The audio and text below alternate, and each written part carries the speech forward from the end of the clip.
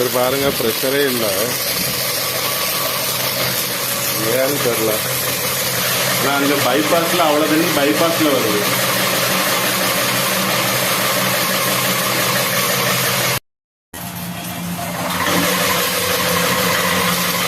இது motor running ஆகுது sir.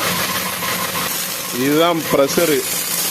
அதாவது ப்ரெஷர் எப்படி இருக்குன்னா, நம்ம கை விரல வச்சாலே ஒன்றும் செய்யலை.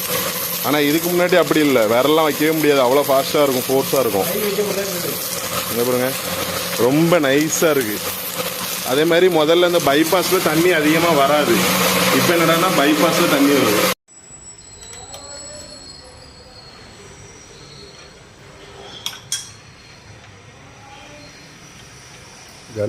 கன்று பிளாக் ஆகிருந்ததுன்னா இது மாதிரி நாசில் கழட்டிட்டு பார்த்தோம்னா இந்த மாதிரி எதாவது டஸ்ட்டு கல் ஏதாவது வந்து நாசில் பிளாக் ஆகிருக்கு, அதை ரிமூவ் பண்ணிவிட்டு போட்டோம்னா நம்மளுக்கு அந்த கன்று பிளாக் சரியாயிடும்.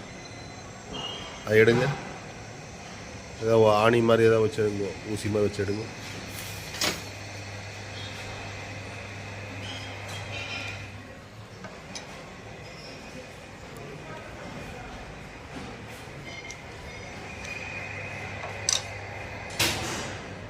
இந்த மாதிரி போய் டஸ்ட்டு போய் நாசில் அடைச்சினா உங்களுக்கு வந்து ப்ரெஷர் வராது, மோட்டர் லோட் ஆகும், தண்ணி பூரா பைபாஸில் போயிட்டுருக்கோம்.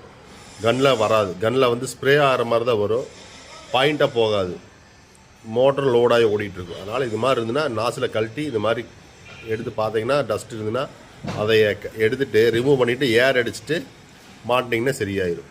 மாட்டுங்க.